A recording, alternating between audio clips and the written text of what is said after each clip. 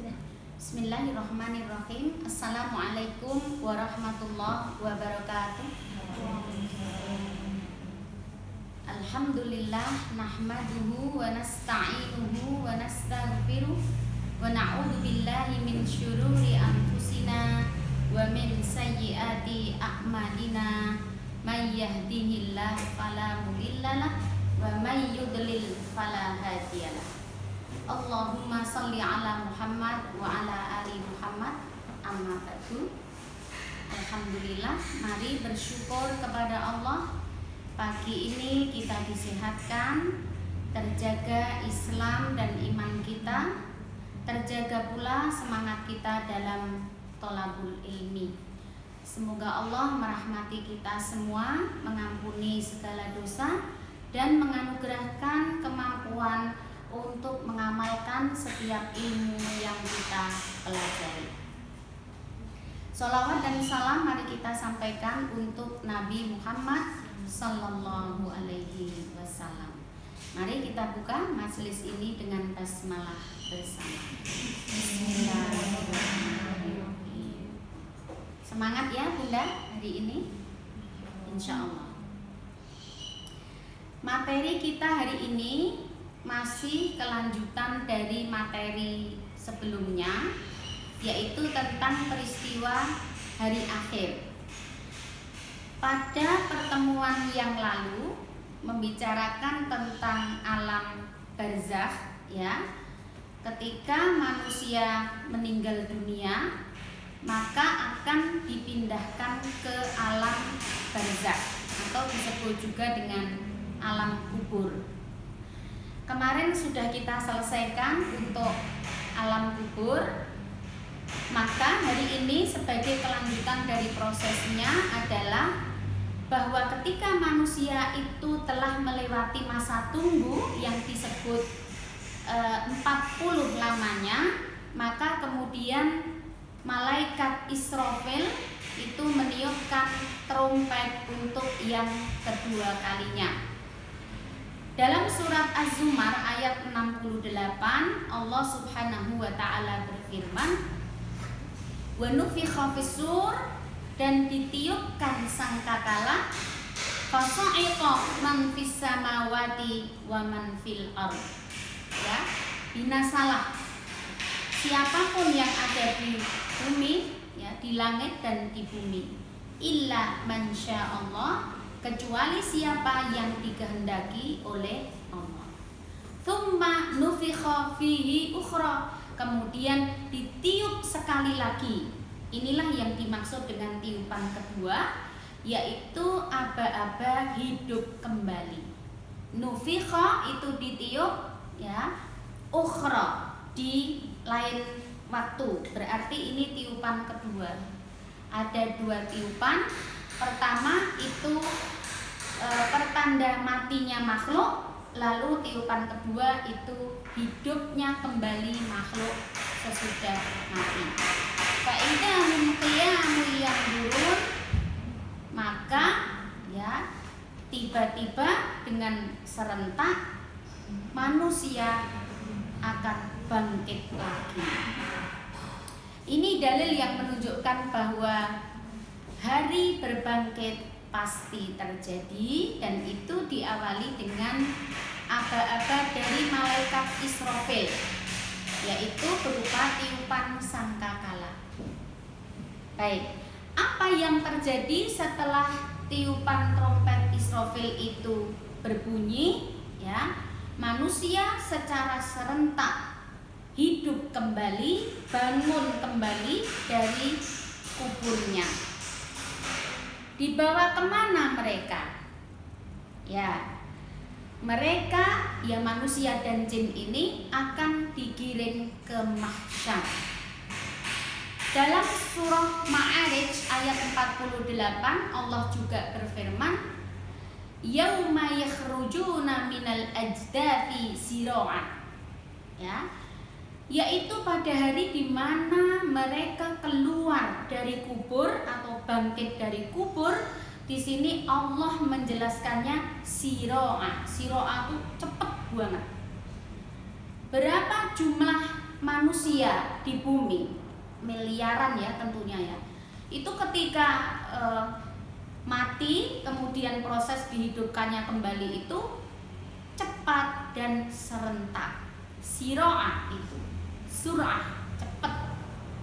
Jadi ini Ma'arij 48 ini menjadi dalil bahwa siapa yang mati pasti hidup lagi dan dibangkitkan kembali secara cepat lagi, serentak. Nah, bagaimana proses manusia digiring ke mahsyar itu? Ya, setelah hidup tentu dengan tampilan baru sesuai dengan amalnya masing-masing, maka manusia akan digiring ke mahsyar. Surat Ibrahim ayat 48. Surah Ibrahim ayat 48 itu menjadi dalil bahwa manusia akan tinggal di bumi yang lain. Yauma tubaddalul ardu ghairal ardi. Ya, bumi yang ditempati oleh manusia sekarang ini besok ganti bumi yang lain. Ya, wa barazu lillahil wahidil qahhar, dan manusia semua dihadapkan pada Allah Al-Wahid yang maha besar, Al-Qahhar, ya, yang maha menjinakkan kita, menundukkan kita.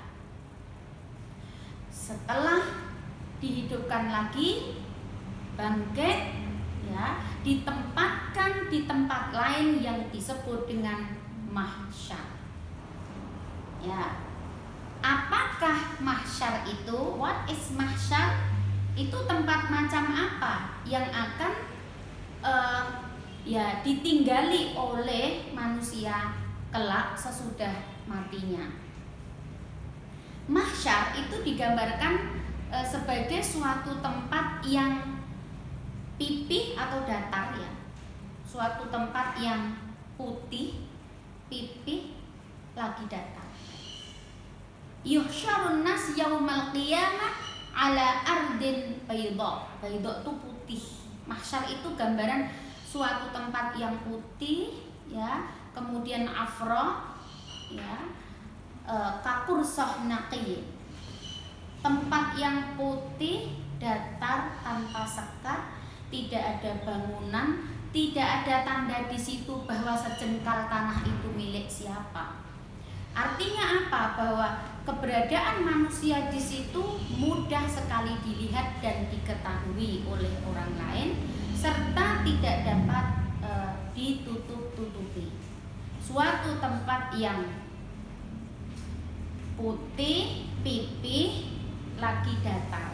Kalau di dunia ini kan kita masih tersekat, ya, tersekat tembok, tersekat bangunan, tersekat pohon, macam-macam bisa menyekat kita.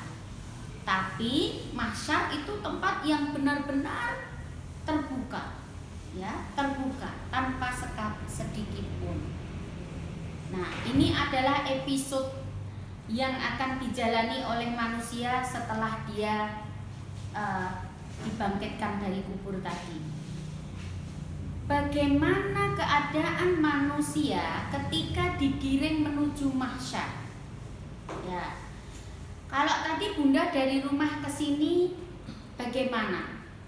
Naik kendaraan atau jalan kaki, ya, atau terbang atau bagaimana?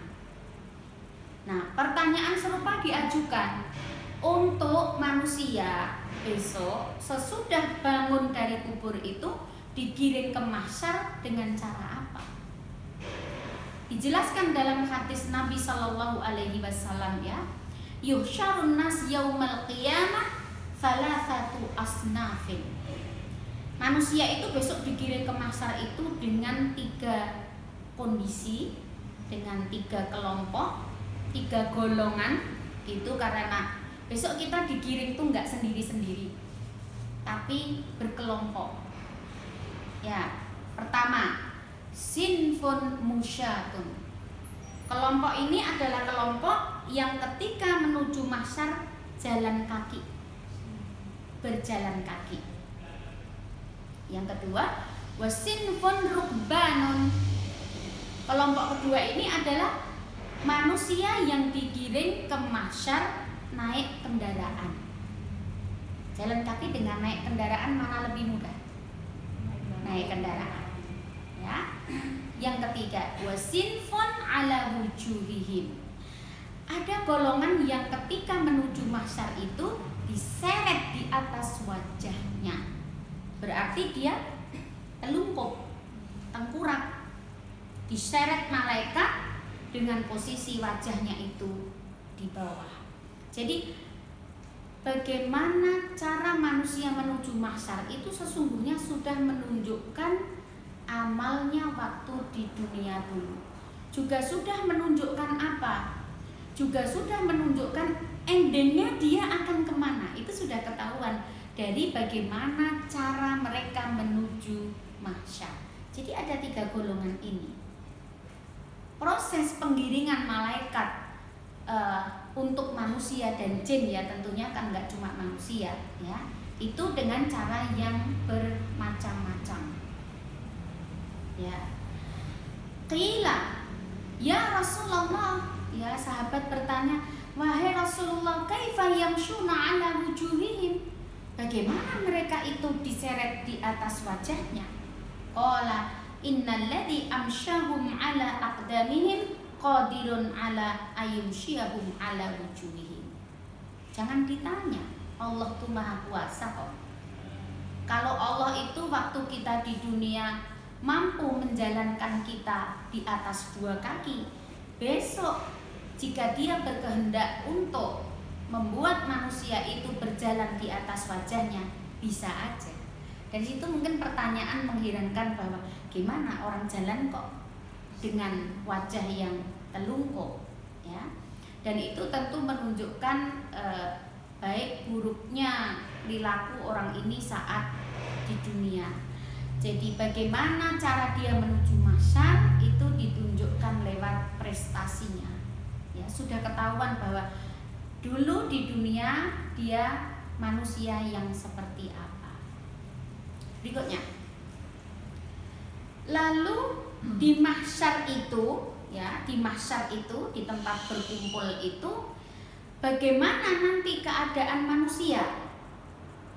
Nah, keadaan manusia itu bermacam-macam, akan sesuai dengan iman dan amal solehnya. Pertama, manusia di mahsyar besok telanjang. Ya. Tuhsyaruna hufatan. Hufatan tuh nyeker, nggak pakai alas kaki. Kalau di dunia ini orang nyeker tuh simbol kemiskinan. Maksudnya apa? Kembali ke Allah, nggak ada yang dibawa dari kekayaan materi kita. Ya, hufatan. Ya. Di sini disebutkan telanjang, ya, nggak pakai baju. Bahkan sempat Aisyah waktu itu kan bertanya, laki dan perempuan wahai Rasul, ya, bagaimana? Mungkin bayanginnya kan waktu di dunia ini, gimana nih kalau cowok cewek kumpul dalam satu tempat nggak pakai baju semuanya. Nah, lalu Rasul menjawab, perkaranya saat itu lebih ngeri atau lebih dahsyat ketimbang melihat aurat orang.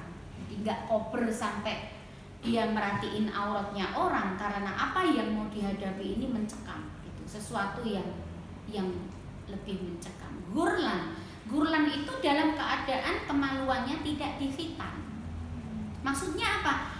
Manusia kembali ke Allah itu ya kembali dalam bentuk seperti sedia kala dahulu diciptakan. Ketika dihitamkan oleh manusia udah dirubah itu bentuk. Termasuk juga yang operasi-operasi plastik ya nanti akan kembali pulih seperti bagaimana dulu awalnya Allah itu menciptakan gitu aja.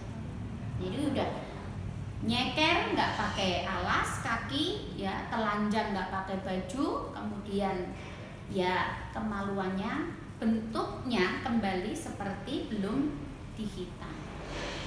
Ini keadaan manusia. Nah, siapa manusia yang pertama kali besok diberi baju? Ya, Inna awwalal khalaiq yuksa yaumal qiyamah. Siapa? Ibrahim. Nabi Ibrahim lah yang besok pertama diberikan baju. Kalau materi kemarin kita membahas apa? Baguskan kain kafanmu karena kamu telah dibangkitkan dengan itu. Ya. Nah, maka ketika besok manusia itu digiring ke mahsyar, ya, pada awalnya memang semua telanjang. Kemudian Allah, ya, memakaikannya baju. Nah, tentu di sini persoalan baju itu juga sangat ditentukan oleh keimanan dan kesolehan manusia. Maka ya kalau kita ingin perjalanan dari kubur menuju mahsyar itu terhormat, ya, nggak cuma berkendara, tapi mungkin secepat kilat gitu. Kendaraan kan macam-macam kan, ada kendaraan tuh yang lambat koyok becak. Ya kalau kita buat ilustrasi di dunia ini, ada yang lambat kayak becak, ada yang rodok cepet ya mungkin andong gitu ya, karena kudanya larinya cepet dibanding tenaga manusia. Ada yang lebih cepat lagi mungkin ontel atau motor atau mobil atau jet, ya. Nah, dan besok cara kita menuju mahsyar, ya golongan para nabi tentu secepat kilat. Apakah kita berkendara atau jalan kaki atau diseret di atas wajah, tentu yang menentukan adalah amal kita masing-masing. Menjadi terhormat atau terhina itu kembali kepada kita masing-masing. Itu. Begitu juga pada saat kelak Allah pakaikan kita baju, ya. Pasti golongan yang beriman dan soleh pasti akan dipakaikan baju kehormatan, ya, oleh Allah Subhanahu wa ta'ala. Yang kedua, keadaan di mahsyar besok itu jelas panas. Kenapa? Karena matahari hanya sejengkal di atas kepala. Tudna asy-syamsu yaumal qiyamah minal khalqi, ya, hatta takuna minhum kamiqdari milin. Mil, 1 mil. Dalam bahasa hadisnya itu 1 mil. Sekarang aja matahari kan jauh banget dari kita, ya. Di luar bangunan kita merasa terbakar sudah, ya. 35 derajat Celcius aja kita udah bingung ngeyup kok. Ini kalau sejengkal di atas kepala manusia bagaimana? Tentu very hot, ya, panas banget. Maka kemudian dijelaskan bahwa kondisi manusia saat itu ada yang ditenggelamkan oleh keringatnya sendiri. Dijelaskan di situ besok ada manusia yang keringatnya itu sampai mata kaki. Ada yang keringatnya itu sampai lutut. Ada yang keringatnya itu sampai paha. Bisa bayangkan ya, kalau saking panasnya tuh keringat tuh sampai menggenangi tubuh kita sendiri. Ada yang keringatnya itu Nabi memberikan isyarat sampai di mulutnya, dalam arti menenggelamkan. Ya, karena apa? Matahari itu kamiqdari mil, hanya 1 mil di atas kepala manusia. Ya. Lagi-lagi ya, kalau kita bertanya tentang keadaan kita, bahwa dingin atau panas penentunya sama, yaitu keimanan dan kesolehan kita. Karena Allah kan menjanjikan ada 7 golongan yang dilindungi kelak di hari tiada perlindungan. Ya, nah, sab'atun, ada 7 golongan.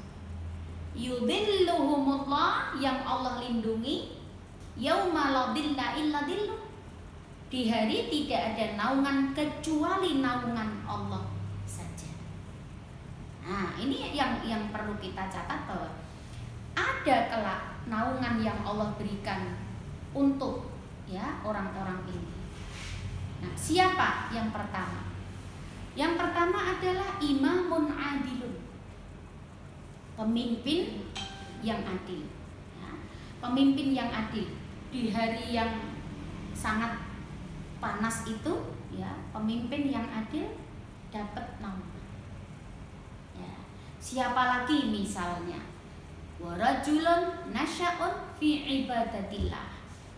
Lelaki ya atau perempuan juga yang tumbuh dalam ibadah pada Allah. Ya, orang-orang yang tekun beribadah itu sesungguhnya manfaatnya akan kembali kepada dirinya. Kelak akan dieyupi, dinaungi oleh Allah di hari di mana tidak ada naungan. Misalnya lagi siapa? Ya, warajulan qalbuhu mu'allaqun bil masajid. Seseorang yang hatinya ini terpaut dengan masjid. Apa maknanya? Ya, kalau terpaut dengan masjid itu mesti dia orang yang, kalau dalam bahasa kita nyandu ya, kecanduan sholat. Artinya orang yang sholatnya bagus gitu. Kalau dibilang syabun nasya'un fi ibadatillah, syabun itu pemuda. Kalau sudah tua tekun ibadah tuh nggak heran, biasa. Justru yang aneh kalau udah tua ibadahnya buruk gitu. Kalau udah tua tekun ibadah tuh ya normal. Tapi di sini pemuda kan banyak maunya, ya, banyak kenikmatan dunia yang dia belum sempat rasain gitu. Sehingga kalau yang namanya pemuda tuh masih keinginannya terhadap duniawi itu masih gede gitu. Sehingga biasanya waktunya banyak dipakai untuk mengejar dunia. Tapi ini syabun, ini pemuda, namun kok ibadahnya pada Allah bagus. Nah, ini kan istimewa. Ini pemuda yang istimewa. Maka kalau ada anak-anak muda kok tekun ibadah, itu baru istimewa. Kalau lansia biasa aja tekun ibadah. Misalnya ini tadi ada golongan-golongan yang besok ketika di mahsyar itu mendapat naungan. Ya. Warajulani tahabba fillah itu juga dua orang yang saling mencintai karena Allah, bertemu dan berpisah karena Allah. Itu juga termasuk yang mendapatkan naungan. Ada juga dalam golongan itu siapa? Wanita. Ya. Wanita zaman sobin wajamalin, maaf, wanitanya penggodanya loh ya. Ketika lelaki digoda wanita, wanita ini cantik, kaya raya, tapi lelakinya ini diajak zina dan menolaknya. Nah, ini contoh lelaki yang besok dapat naungan di mahsyar. Lagi siapa misalnya? Ya, orang yang sedekah dengan tangan kanannya hingga tangan kirinya tidak mengetahui, itu termasuk juga misalnya. Nah, jadi jika ingin kita itu selamat ya di mahsyar, keadaan kita itu terhormat di mahsyar, ya sesungguhnya Rasul telah menyampaikan pada kita banyak kuncinya. Kalau ingin dilindungi di sana, ya umpama posisi kita sekarang pemimpin, jadilah pemimpin yang adil agar besok di mahsyar kita dapat payung gitu. Sehingga bukan termasuk yang keringatnya tadi dijelaskan sampai mata kaki, sampai lutut dan seterusnya. Ya, kalau kita pemuda, ya tekunlah beribadah kepada Allah misalnya. Nah, ahli sedekah ya, dan wanita yang menjaga kehormatan dirinya dan tidak terjerumus ke lembah zina. Nah, kalau dibalik gimana Bu? Kalau tadi kan penggodanya perempuan nih, ya toh? Sehingga yang dapat payung cowoknya. Dibalik bisa. Lelaki yang mengganggu perempuan, lelakinya tampan dan kaya raya misalnya, tapi diajak zina loh. Sanggupkah kita menolaknya? Jika sanggup, payung mahsyar. Gimana kita bisa mendapatkan payung mahsyar? Banyak cara yang sudah Allah sampaikan melalui Rasulnya. Ini kalau mahsyar mau dibahas detail ya lama gitu ya. Tapi ini agak saya persingkat. Berapa lama sih kita ada di mahsyar itu? Ya sebetulnya dalam bahasa kita lama banget gitu. Ya. Disebutkan dalam sebuah hadis miqdaruhu nisfu yaumin min khamsina alfasana. Bayangkan coba. Di mahsyar itu lamanya seberapa? Setengah hari dari ukuran satu hari 50.000 tahun. Kalau satu hari itu 50.000 tahun, separuhnya berapa? 25.000 tahun. 25.000 tahun itu ukuran sono posini, ya kan? Nah, lama banget itu berada di mahsyar itu. Mengingat di sana lama, mengingat di sana panas, mengingat tiada sesiapa pun dapat menolong kita di sana. Nah, maka mestinya mahsyar ini sebagai pengingat kita sekarang ini untuk berhati-hati ya, dan tidak pernah kenal lelah untuk terus mengumpulkan bekal akhirat. Kan yang lebih lama tuh di sana, bukan di sini. Kalau di sini kan hanya berapa puluh tahun saja. Ya kan? Umpama 70 tahun, kita sudah pakai 40 tahun kok. Tinggal 30 tahun. Ya, jadi cepat. Tetapi yang singkat itu menjadi penentu yang abadi. Nah, kita kan kemarin sudah mengkaji alam barzah tuh. Gimana ya biar saya ini di barzah tidak dapat adab. Kan adab-adabnya udah kita bahas kemarin, himpitan kubur, ya kan? Ada pukulan, ya, api, binatang. Memikirkan bagaimana selamat di alam kubur, bagaimana selamat di mahsyar. Karena itu adalah proses yang nggak bisa kita hindari. Kita mau bilang empong atau nggak suka ya nggak bisa. Semua akan tunduk dan takluk pada Allah. Nah, digiring kemana kita hanya bisa ikut. Ya, ini untuk mahsyar. Aisyah itu juga banyak bertanya kepada Nabi tentang mahsyar. Ya, nanti di poin setelah ini Aisyah juga bertanya kepada Nabi bahwa apakah waktu itu Nabi ingat aku, ingat keluargaku? Itu saja keluarganya lah kita. Artinya apa? Aisyah tuh takut gitu. Masa selevel Aisyah takut, selevel kita nggak takut sih? Gitu. Soleh mana kita dengan Aisyah? Ya, baik. Nah, di mahsyar itu ngapain? Kok lama banget itu? Ngapain sih di mahsyar itu?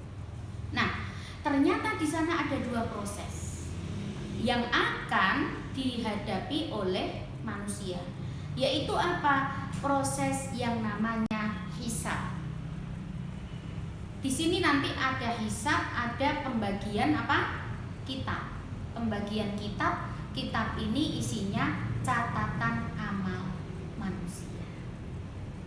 Kita nanti tompo rapot gitulah ya. Jadi ada perhitungan. Nah, tapi perhitungan itu kan nggak ngawur. Perhitungan itu ada dasarnya. Dasarnya apa? Catatan malaikat ya, yang terkumpul dalam satu kitab, di mana tiap manusia besok akan menerima kitabnya masing-masing. Saya kira kita sudah hafal ayatnya kok ya. Fa'amma man utiya kitabahu biyamini, gitu ya. Siapa yang menerima kitab dengan tangan kanan, ya, fasaufa yuhasabu hisaban yasira, dia akan mendapat hisab yang mudah. Hisab itu ada dua nanti. Ya. Hisab itu ada dua. Yang pertama sifatnya arad.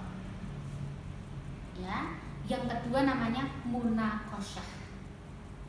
Nah, siapa yang ada hadis Nabi bunyinya man husiba udziba. Siapa yang dihisab pasti diazab. Tapi maksud hisab di sini hisab yang kayak apa? Kembali kepada macam-macam hisab. Hisab itu ada dua. Yang pertama arad, yang kedua munaqasyah. Arad itu apa? Arad itu ya yang dimaksud di ayat yang tadi saya sebut hisaba yasiro itu. Dihisab tapi mudah. Modelnya gimana? Pemaparan. Allah itu memaparkan misalnya gini, ini loh, lihatan, ini dosa-dosamu. Ya. Ini dosa kamu bohong dulu. Ini dosa kamu memfitnah orang dulu. Ini dosa kamu ngulur sholat dulu. Terus ditunjuki sama Allah, lah ini loh, ini sholatmu, lah sholatmu ini bisa menghapus dosamu yang ini loh. Nah, itu namanya pemaparan. Hisab tapi ringan. Di situ hanya istilahnya dipaparkan. Yang mana dosamu, yang mana pahalamu, dan pahalamu ini bisa nutup dosamu. Dipaparkan. Tentu itu yang dimaksud dengan hisab yang mudah. Tetap dihisab. Nah, ada namanya tadi hisab kedua itu namanya munaqasyah. Hisab tapi dengan perdebatan. Ya. Bayangkan kalau hisab dengan perdebatan itu menunjukkan apa? Menunjukkan ada kekeliruan pada manusianya apa bukan? Kalau nggak ada salah, ngapain berdebat? Berdebat misal, ketika manusia ini misalnya mampu berhaji tapi dia tidak segera berhaji, kan Allah tuntut dong pertanggungjawabannya. Kenapa? Kamu punya kemampuan tapi kamu nggak berhaji. Yang ditanya pasti pengen kasih argumen. Ketika ada adu argumen, ada perdebatan, itu namanya munaqasyah. Hati-hati, siapa yang hisabnya sampai pada munaqasyah, udziba, mesti diadab. Alamat gitu. Ya. Kenapa Anda mengaku Islam tapi Anda nggak sholat? Nah, disitulah nanti ada misalnya seperti argumentasi seperti orang tersesat gara-gara diajak orang lain, maka orang ini akan minta ke Allah ya keringanan, ya toh, saya sesatkan gara-gara si A, ya Allah, hukum dong dia yang lebih gede, tolong ringanin saya. Itu namanya munaqasyah. Ketika orang melakukan pelanggaran-pelanggaran besar, ya di situ yang mana pelanggaran itu belum dipertobati, sehingga pada saat Allah menuntut pertanggungjawaban, dia berusaha apa? Mengelak, setidaknya mendapat keringanan, sehingga di situ terjadi yang namanya perdebatan. Itulah disebut sebagai munaqasyah. Hisab yasira itu adalah hisab yang arad tadi, cuman dipaparin doang. Kayak kalau siswa terima rapot, kalau rapotnya bagus, gurunya kan cuma jelasin tuh. Ini pelajaranmu ini 9, pelajaranmu ini 8, pelajaranmu ini, lah ini agak kurang dikit karena kamu ini. Selesai. Bagaimana yang nilainya jeblok? Iya enggak? Pasti gurunya bertanya, kenapa yang ini bisa sampai enggak lulus? Mesti anaknya beralasan, saya sakit bu. Nah, di sini terjadi apa? Debat, argumentasi. Sudah dikasih tahu kata kuncinya. Bila hisab kok debat argumentasi, alamat kau diadab. Tapi jika hisab itu sifatnya arad saja, dipaparkan, itu hisab yang yasir. Yang itu tandanya apa? Ketika terima rapot, kau terima dengan tangan kanan. Kan nanti ada dengan tangan kanan, dengan tangan kiri, atau dari arah belakang. Kiri dan belakang itu ya alamat adab. Kalau kita bicara hisab, ya artinya munaqasyah itu jika hisabnya itu terjadi perhitungan secara detail banget, adu argumentasi dan ada perdebatan, itu namanya munaqasyah. Ya siapa orangnya yang mau masuk neraka? Pasti setidaknya umpama nggak lolos dari neraka, setidaknya minta diringankan lah, di level yang lebih ringan adabnya. Ya ini untuk episode masih di mahsyar ya, tapi proses yang dijalani oleh manusia besok adalah penerimaan kita ya, dan juga hisab. Nah, ya manusia tidak bisa mengelak. Mengapa? Karena sudah ada buku yang dijadikan dasar. Ketika Allah menjelaskan ini dosamu, lu saya nggak melakukan itu ya Allah, lah tinggal lihat bukumu. Yang sampai orang kafir itu mengatakan, buku macam apa ini? La yughadiru shaghiratan wala kabiratan. Tidak meninggalkan catatan sampai kepada yang terkecil. Yang kecil aja, satu kata aja yang keluar dari mulut saya dan itu menyakiti orang, kok ketulis juga ya di situ.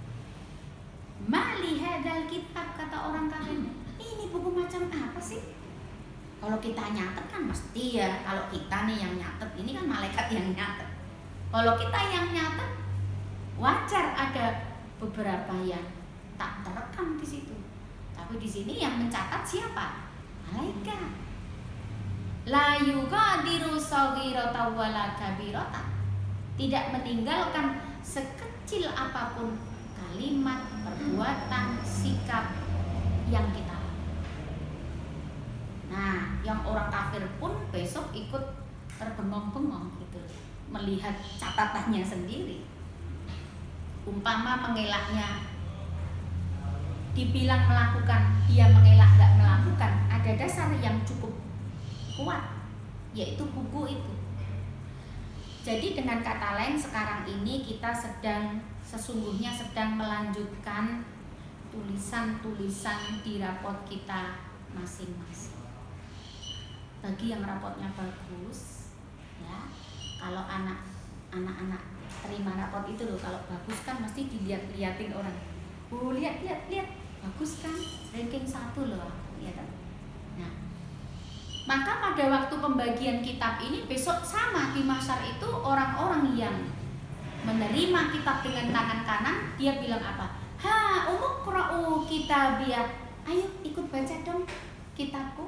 Bagus-bagus kan? Ya bagus-bagus. Kenapa? Ya saya dulu norehkan catatannya bagus-bagus. Sehingga misalnya pada saat kita sholat tepat waktu, kitanya sholat, tapi bukunya tercatat.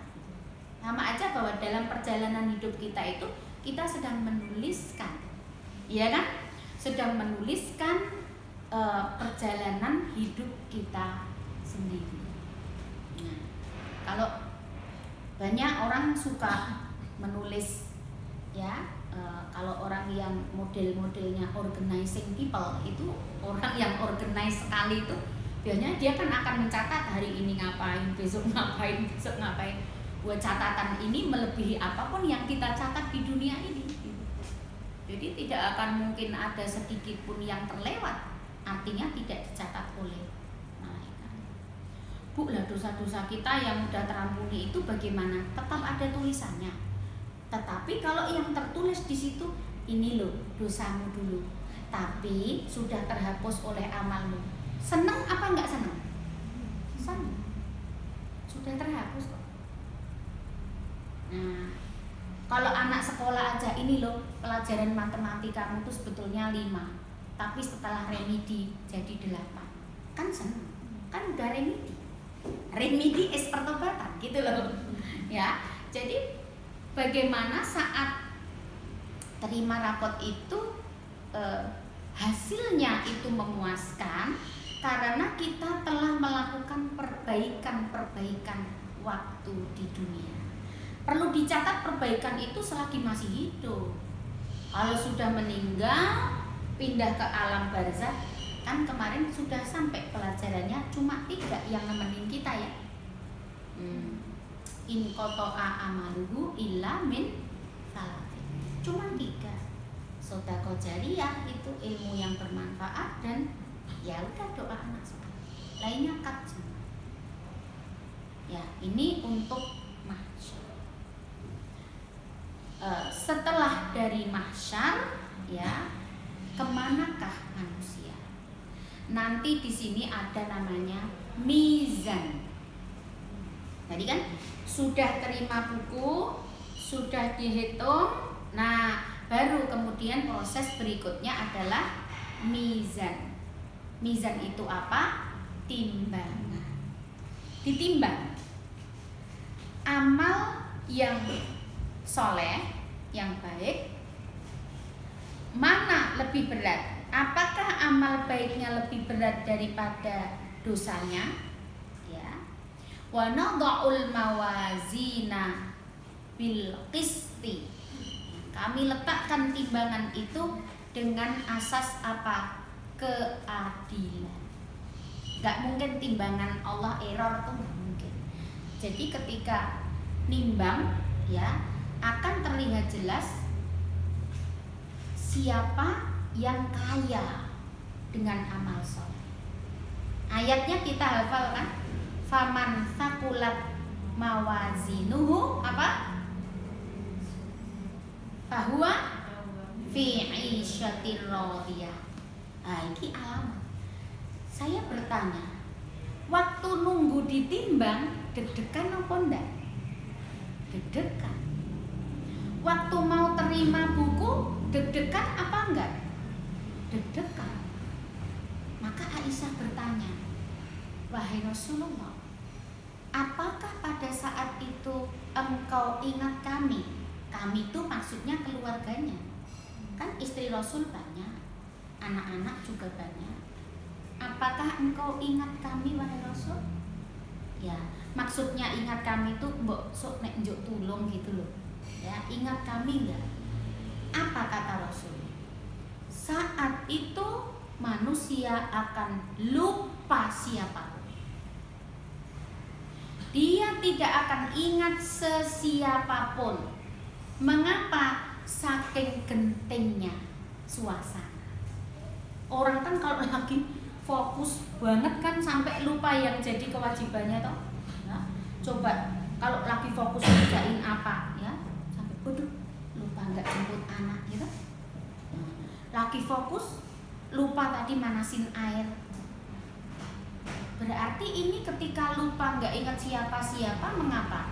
Karena benar-benar sedang fokus menghadapi sesuatu yang maha penting, mendebarkan, menakutkan, karena itu menjadi penentu. Saya terima kitab dengan tangan mana ini? Karena kalau tangan kanan itu penentu ke surga, tangan kiri penentu ke neraka. Sama juga dengan timbangan tadi. Berat mana ya? Menunggu berat mana ini sesuatu yang sangat mendebarkan. Nah, sehingga di situ nggak akan ingat siapapun. Nah, tapi disitulah syafaat Nabi Muhammad Sallallahu Alaihi Wasallam kelak akan diberikan untuk umatnya. Ya, tentu semua yang registrasi dan dianggap sebagai umatnya yang mendapatkan syafaat.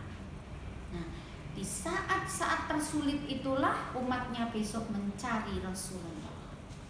Ya, dan Rasul diberikan apa? Fasilitas oleh Allah untuk dapat memberikan pertolongan bagi umatnya. Katakan misalnya ditimbang kurang saon lah ya dalam bahasa kita. Duh, ini dikit lagi saya selamat loh. Nah, kita mohon syafaat Rasulullah. Ya. Bagi Rasul tentu siapa yang diberi syafaat? Ya, umatnya yang pantas untuk diberikan syafaat. Gambaran syafaat itu kan cuman sekedar nambal ya. Ibarat sebuah kain taplak meja ini yang di depan saya ini, ibarat dia koyak dikit di ujung gitu. Nah, minta ditambalin dikit itu namanya syafaat. Umpama orang nimbang sekilo kurang saon. Nah, saon itu dimohonkan dari apa? Syafaat. Jadi orang mohon syafaat bukan berarti datang kosong-kosongan. Waktu di dunia nggak sholat, nggak puasa, nggak ngaji, nggak zakat, kok ujuk-ujuk datang mohon syafaat? Ya nggak bisa. Kalau murid itu minta syafaat gurunya itu katrol, mengkatrol nilai. Mungkin batas tuntasnya 7, dia 6,7. Tolong dong Bu Guru, 0,3 aja. Itu namanya syafaat gitu. Bukan berarti anak ini nggak datang ujian, datang minta syafaat. Apa yang mau disyafaati? Dia nggak ngerjain apa-apa kok minta syafaat. Gitu. Jadi Kalau kita sekarang ini sudah berusaha sholat kita bagusin, walaupun di sana sini masih juga ada kekurangan. Zakat kita hitung dengan teliti, walaupun dalam hitungan Allah tetap aja sakjane ada yang kurang, gitu kan ya. Nah, umpama nanti ditimbang tuh ada yang kurang-kurang dikit, panggil Rasulullah, dimohonkan syafaatnya. Tapi tentulah hanya umatnya yang akan mendapatkan fasilitas itu. Wa nadha'ul mawazina bil qisti, kami letakkan timbangan itu atas asas keadilan. Jadi nggak mungkin kalau kita ini berbuat baik direken Allah sebagai perbuatan baik yang diterima, ya sekecil apapun, mithqala dzarrah, sekecil atom, ya. Nah, nggak mungkin Allah lupa untuk membalas. Maka kenapa hari kiamat juga disebut yaumul hasrah, hari penyesalan? Kenapa? Karena orang-orang yang tidak dapat memanfaatkan waktunya dengan baik waktu di dunia besok menyesal. Kenapa? Ya nggak nyangka aja bahwa kebaikan kecil tuh ternyata di sana tuh rewardnya gede. Wah, ngerti yo ngene, gitu loh. Lah dulu tuh bayangkan alif lam mim, satu huruf katanya 10, dua huruf 20, tiga huruf 30, bayangkan ini 30.000 ya waktu di dunia. Ternyata begitu dilihat di sana orang 30.000, ya toh? Nah, misal, ternyata gede sekali. Ngerti ya, biar sekali duduk sak jus ya, nah gitu loh. Misalnya ketika kan kita nih nggak bisa kita menghitung dengan pasti atau berimajinasi tentang hitungan pahala, kan pasti nggak bisa. Tapi bahwa ketika kita sedang berbuat baik itu kan rasanya tuh pengen cepet wis gitu loh, berganti dengan kesenangan yang lain.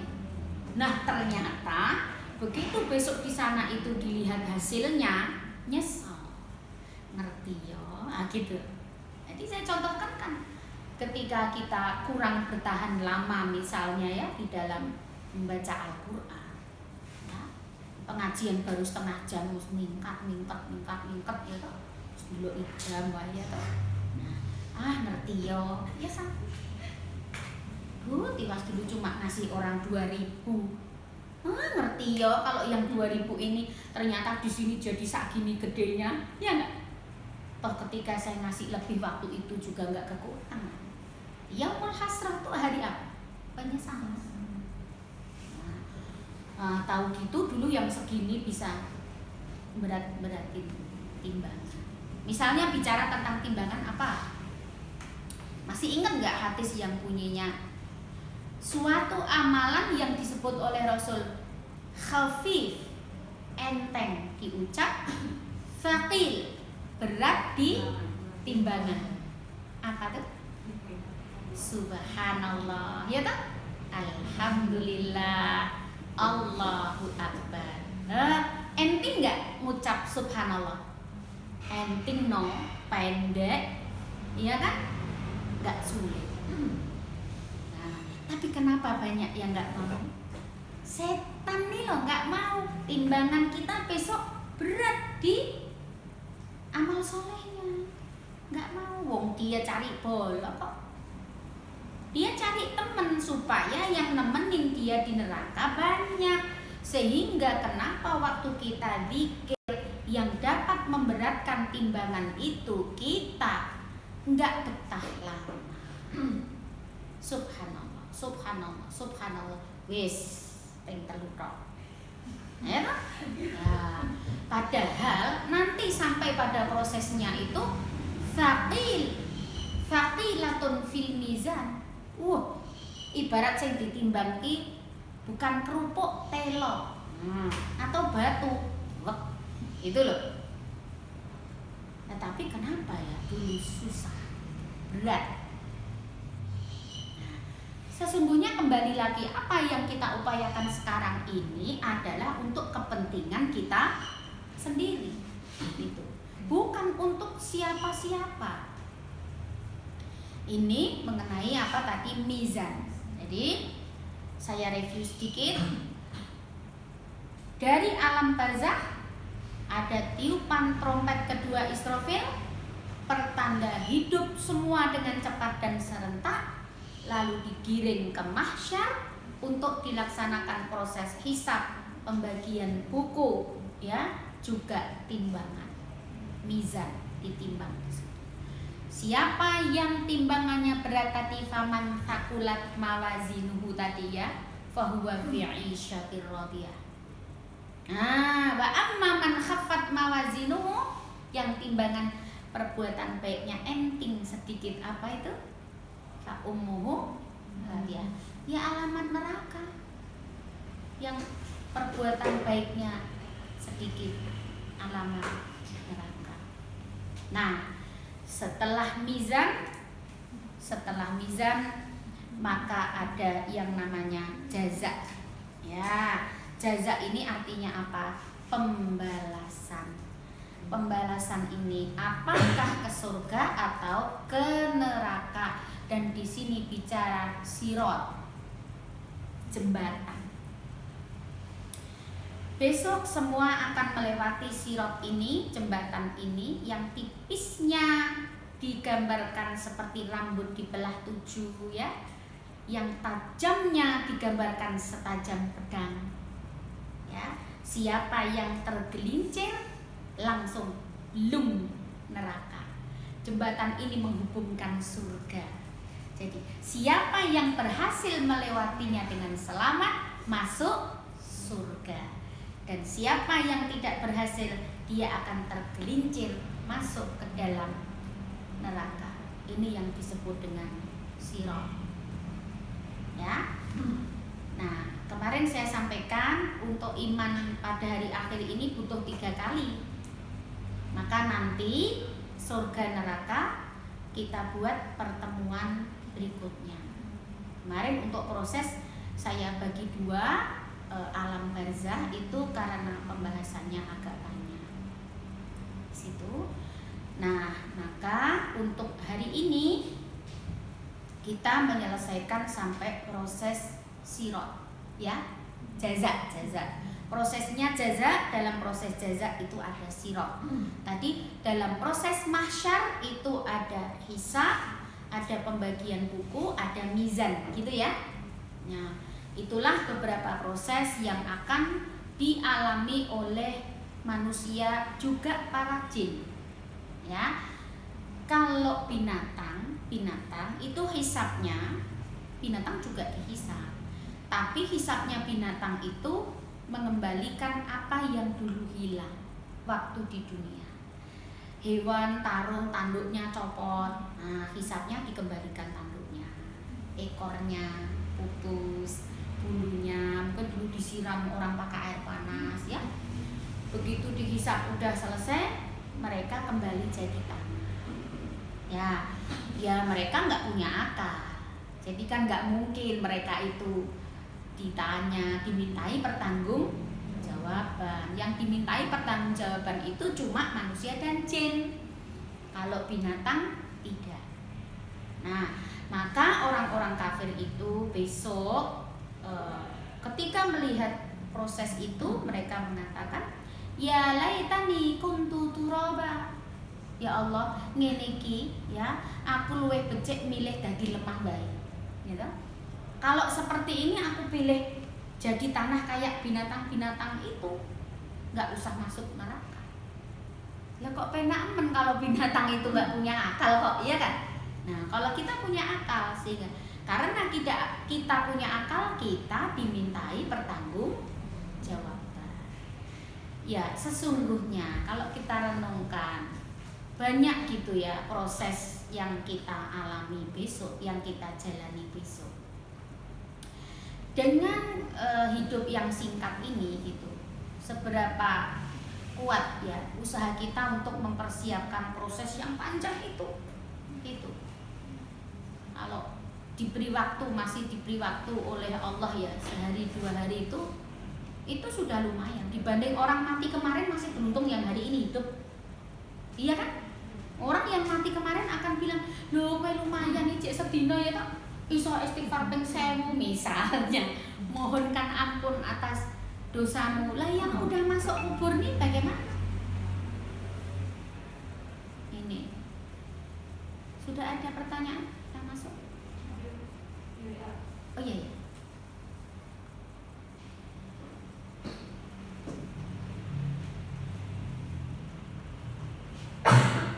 Ini Herni Mardiani. Tadi dijelaskan mengenai perjalanan orang mukmin di hari akhir. Bagaimana untuk orang kafir? Mereka tadi melewati itu semua. Oh iya. Semua manusia tanpa terkecuali akan dikumpulkan ke mahsyar. Nah, orang kafir itu bangkit dari kubur itu digambarkan oleh Allah itu wajahnya hitam, muram, ya, hitam, muram. Baru bangun dari kubur aja sudah hitam muram. Kenapa? Waktu di alam barzah dia kan sebetulnya sudah tahu endingnya kemana. Waktu dia ada masa jeda adab, udah senang. Ya, dikiranya apa? Nggak akan dihidupkan lagi. Ternyata hidup lagi.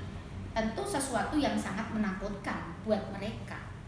Wah, kalau dihidupkan lagi ini alamat ada perhitungan. Kalau dihitung dia sudah tahu hasilnya. Orang kafir kok. Orang kafir itu sejak sakaratul maut aja udah ngerti kok bahwa dirinya salah. Apalagi dia udah lewat alam barzah. Nah, alam barzah kan ada adabnya, ditayangkan neraka pagi dan sore untuk orang kafir. Itu sudah alamat bahwa dirinya itu endingnya akan kemana. Maka begitu dia digiring ke mahsyar, dia termasuk tadi loh, digiring, diseret di atas wajahnya. Ya, lalu termasuk dia ini yang keringatnya menenggelamkan. Orang kafir tetap mengikuti semua proses itu, gitu. Jadi dari situ kelihatan mana yang terhormat, mana yang terhina, ya toh. Mana yang mulia, yang taat pada Allah, mana para pembangkang, itu kelihatan sekali.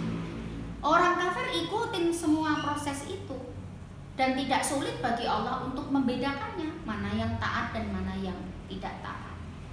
Tentu kalau orang kafir ada kategori dakhalan nar bi ghairi hisab. Langsung belum neraka tanpa hisab ada. Ada yang masuk neraka dihisab dulu. Ya. Ada yang bukan orang kafir ya, yang neraka walaupun berakhir di surga. Itu tentu orang beriman tetapi yang bergelimang dosa. Jadi ini untuk menjawab pertanyaan pertama, apakah mereka melewati itu semua? Jelas melewati itu semua, tapi dengan kondisi yang menghinakan. Pertanyaan berikutnya, ada seseorang belum menikah yang beriman, tapi Allah takdirkan meninggal dalam kondisi maksiat. Apakah Allah masih bisa mengampuninya melalui amalan-amalan jariah yang dilakukannya atau dari doa kedua orang tuanya? Tergantung maksiatnya kategori dosa apa. Karena pengampunan atas dosa itu sangat tergantung pada berat dan ringannya dosa. Nah, karena di sini tidak detail maksiatnya apa. Maksiat tertinggi apa? Kafir dong. Tapi di sini kalimatnya beriman. Ya toh? Nah, belum nikah beriman tapi meninggal dalam kondisi maksiat. Saya klarifikasi, maksiatnya sampai kafir enggak? Kalau maksiatnya sampai kafir, ya udah nggak bisa diapa-apain. Dikubur tuh didoain nggak sampai kok. Kalau udah kafir itu nggak nyampe. Tapi kalau maksiatnya itu tidak sampai kafir atau atau melakukan dosa-dosa besar yang jalan pertobatannya itu tidak harus misalnya lewat cambuk raja, potong tangan dan sebagainya, maka doa kerabat ya, terlebih orang tuanya, ibunya atau amal jariyahnya pahala tadi untuk nambah. Kan di sini istilahnya tambal sulam. Kalau ada pahala dari amal soleh dan ada dosa, pahalanya kan untuk nambah gitu. Tapi mana yang bisa ditambal dan mana yang tidak bisa ditambal itu kan ada kategorinya gitu. Kalau dosanya zina, maka saya butuh diklarifikasi dosanya apa dulu gitu. Kalau tadi maksiatnya sampai kafir, ya udah nggak bisa, didoain juga udah nggak bisa. Tapi kalau maksiatnya itu berupa zina dan waktu di dunia belum sempat menebus dengan menjalankan hukuman, ya tentu jika diampuni pun masih menyisakan adab juga. Nah, terus maksiatnya apa? Lah nek maksiatnya ninggal utang. Nah, orang tuanya nyaur ke bisa, ya toh? Nah, tapi meninggal dalam kondisi maksiat tuh maksiat apa? Misalnya ya ini maka saya tebak-tebak karena maksiatnya tidak konkret itu apa. Nah, dalam kondisi lepas jilbab, Bu, misalnya ya. Dulu rapot malah menjelang wafat itu dia buka aurat. Misalnya ya, bisa juga seperti itu. Nah, itu pun kategori dosa. Tapi itu kan dosa yang tidak ada konsekuensi hukuman hudud ya, seperti cambuk dan raja. Berikutnya, Puji Rahayu mau saya panggil Bunda nanti kalau belum menikah ya. Katanya anak bayi yang meninggal nanti bisa menolong orang tuanya di mahsyar. Oh ya, tapi kita perlu luruskan cara berpikirnya. Ibu ngelahirkan anak meninggal itu disebut investasi. Jika si ibu ini sabar, si ibu ini ikhlas. Untuk ikhlas dan sabar kan abot banget. Nah, Allah kasih penghargaan. Nyo sabarmu anakmu tadi jadi investasi. Tapi kalau si ibu ini ngamuk-ngamuk, stres, bunuh diri, ya nggak bisa, nggak berlaku untuk itu. Kenapa Allah apresiasi sampai dia bisa menolong ibunya? Ya, sebetulnya karena ibunya sendiri kok. Karena ibunya yang ekstra sabar tadi, ya, dia tidak stres. Kan ada tuh yang nggak ridho, ya, nggak ikhlas. Misalnya, oh ini aja saya pakai proses bayi tabung, bayarnya itu habis miliaran misalnya, ya toh. Untuk proses hamil aja dia butuh dana besar, apalagi mungkin utang, jual sawah dan sebagainya. Begitu lahir mati, wah stres, marah pada Tuhan dan sebagainya. Ya nggak berlaku untuk ibu yang begitu. Gitu. Kenapa anak ini nanti bisa nolong ibunya? Karena besarnya kesabaran sang ibu, ya, di dalam menahan pedihnya ditinggal. Bayangkan semua yang hamil tahulah rasanya gimana, segera ingin ya menimah di dalam aja salah kepengin perut gitu kan. Begitu lahir meninggal itu satu kesusahan yang luar biasa. Sebetulnya apresiasi Allah kan di situ. Jadi apakah bisa menolong? Yes, kalau ibunya ridho, kalau ibunya sabar dan ikhlas. Pertanyaan berikutnya. Tadi dijelaskan bahwa munakosyah adalah penghisapan dengan adu argumentasi ya, untuk meminta keringanan hukuman. Apakah Allah akan benar-benar memberikan keringanan tersebut? Bukankah Allah Maha Adil yang barang tentu Allah telah memperhitungkan hisab sesuai dosanya tanpa perlu didebat lagi. Maksudnya gini, kalau sudah sampai di mahsyar ya, kan alasan apapun sudah nggak bisa diterima lagi dong sama Allah. Ya, di sini maksudnya isyarat bahwa siapa yang dihisab dengan munaqasyah alamat Adam. Tadi saya contohkan, kenapa kamu syirik? Kata Allah, bukan Allah nggak ngerti kenapa dia syirik, Allah tahu dong, betul nggak? Oh, gara-gara tuh ya Allah, si A itu ngajakin saya. Coba dia dulu nggak ngajakin saya. Tolong dong ya Allah, dia aja yang dihukum. Dia akan diterima nggak? Alasannya. Sudah tidak diterima. Di situ hanya untuk menunjukkan betapa tiap yang kita lakukan itu diminta pertanggungjawaban. Maka siapa yang hisabnya itu di level munaqasyah, udziba, diadab. Nah gitu ya. Jadi tapi terima kasih, berarti ini memperhatikan luar biasa ya.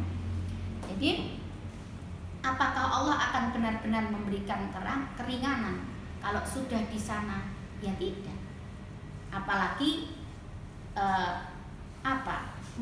melemparkan kesalahan itu pada orang lain gitu ya. Ya sama dengan orang-orang kafir yang kepengen cuci tangan, maunya nggak diadab gitu loh, dan menimpakan kesalahan itu pada orang lain. Ya intinya begini, Allah jelas menghisab dan hisab itu dilaksanakan atas asas keadilan. Jadi tidak mungkin Allah keliru lah ya.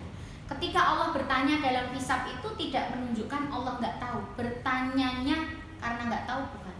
Tapi bertanyanya itu kalau orang Jawa bilang untuk melehke, untuk memaparkan di depan dia bahwa Anda itu bersalah. Ya, sebetulnya tidak dibeberkan pun dia sudah ngerasa bersalah. Kan semua menjadi saksi. Kaki, tangan, mata, telinga, mulut, semua walaupun ini bungkam, semua menjadi saksi atas apa? Kemaksiatannya. Ya. Jadi antara hisab arad atau hisab yasir, kalau dalam bahasa Al-Qur'an hisab yasiro ya, itu adalah hisab mudah atau ringan yang itu menjadi pertanda bahwa yang bersangkutan masuk surga. Tapi hisab yang munaqasyah yang diperdebatkan itu ya itu sebuah gambaran atau tanda bahwa yang bersangkutan itu ya endingnya akan masuk neraka. Begitu. Jadi perdebatan bukan dimaksudkan untuk tawar-menawar yang mempengaruhi apa ketentuan Allah, bukan itu yang dimaksudkan. Jadi hanyalah menggambarkan betapa orang ini tidak bisa mengelak dari kesalahannya. Itu aja. Itu. Jadi jangan sampai salah paham. Oh ya kok nek di sana diperdebatkan, aku ngajukan argumentasi no. Ya, jelas itu sudah tidak bisa. Di sini hanya mengisyaratkan bahwa supaya manusia tidak mengelak aja dari apa kesalahannya. Belum ada lagi pertanyaannya. Sambil nunggu ya, saya tambah lagi di sini. Nah, terkait dengan pertanyaan orang kafir tadi, kan yang menjadi penentu manusia itu akhir hayat. Akhir hayat. Bagaimana keadaannya waktu meninggal? Kalau meninggalnya itu dalam keadaan kafir, ya kata Allah apa? Finari jahannam.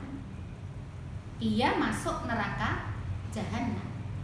Khalidina fiha, kekal. Dan itu disebut oleh Allah dengan ulaika hum syarrul bariyah. Ya, seburuk-buruk apa? Makhluk. Ya, seburuk-buruk makhluk. Nah, sedangkan yang beriman itu disebut khairul bariyah. Innal ladzina amanu wa amilus sholihat ulaika hum khairul bariyah. Sebaik-baik makhluk. ini suatu penjelasan yang kontras. Jadi yang kafir masuk neraka, yang mukmin masuk surga. Biasanya ayat-ayat yang bicara tentang itu ya, neraka akan diikuti dengan surga. Oh, ini WA di nomor lain sebentar.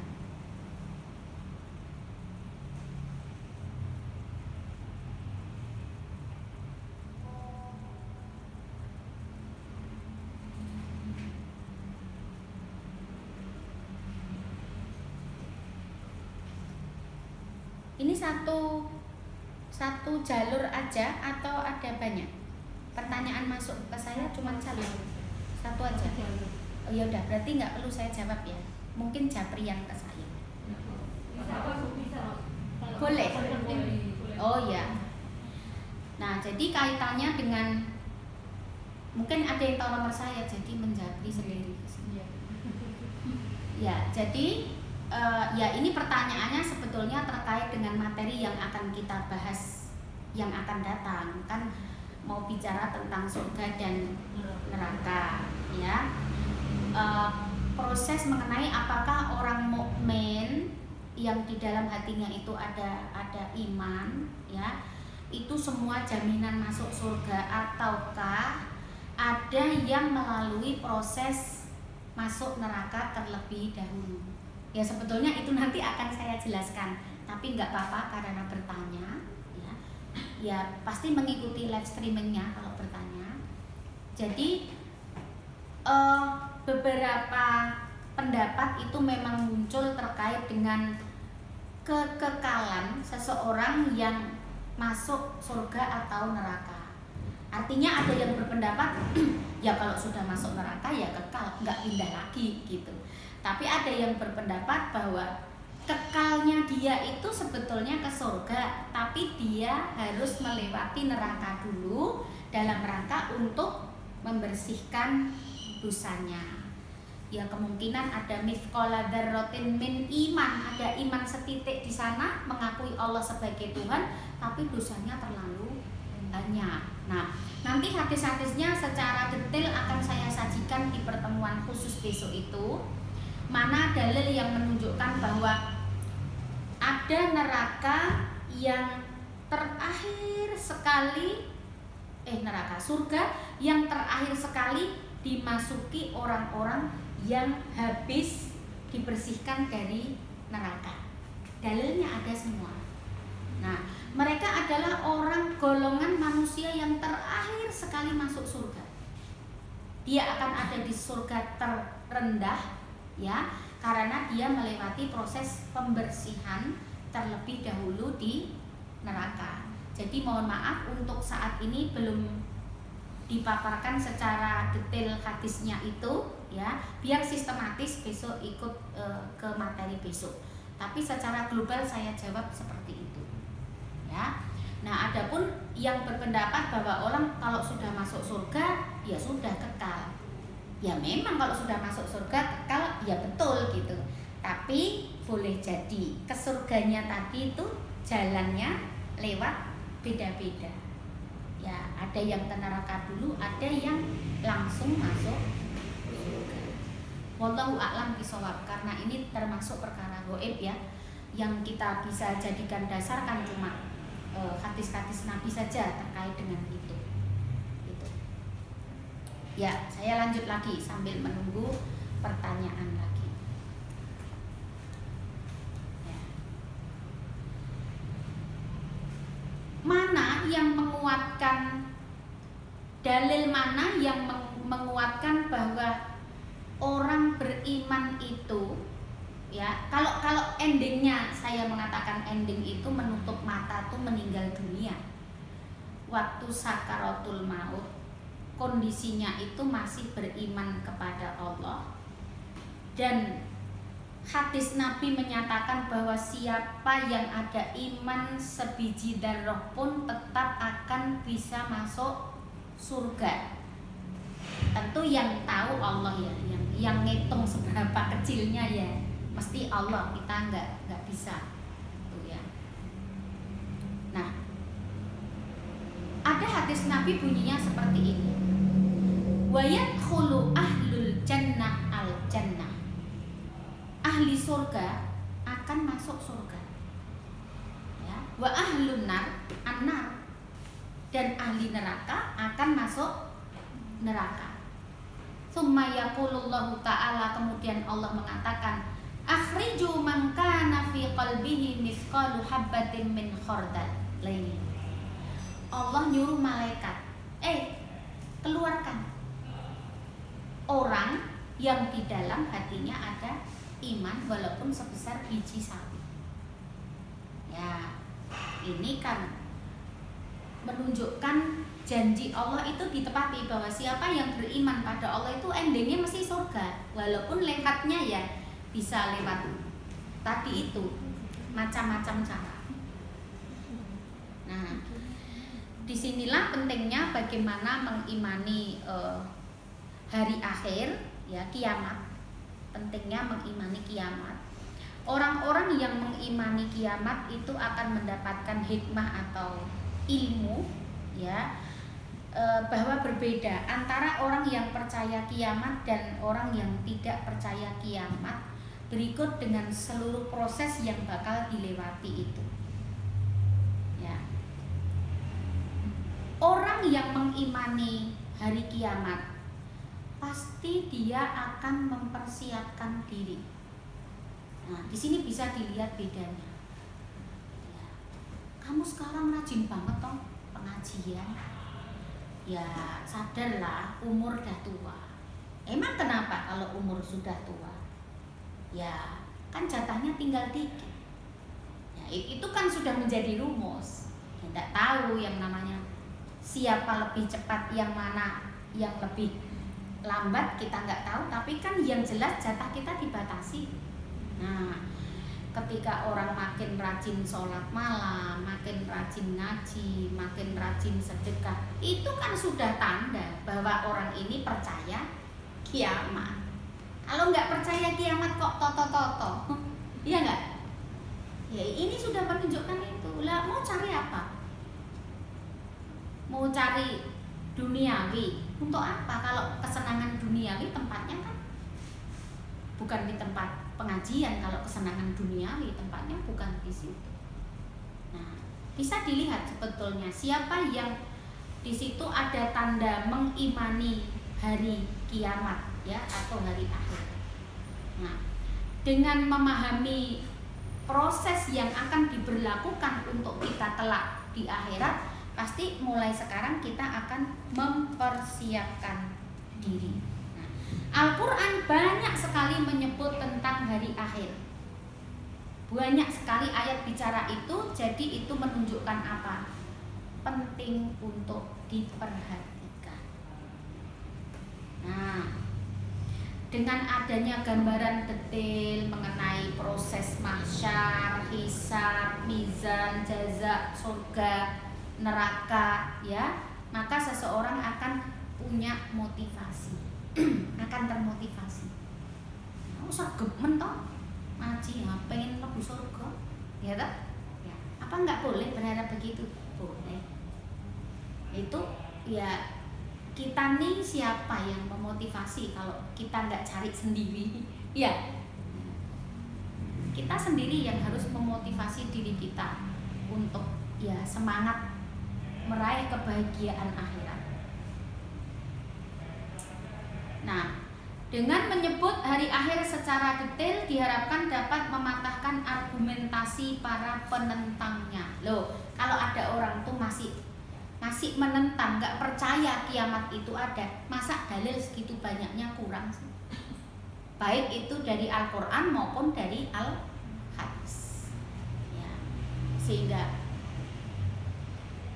perkara gaib yang oleh Nabi, ya, dengan murahnya disampaikan ke kita.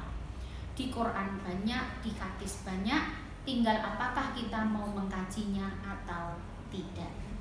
Ya, ini obat untuk meredam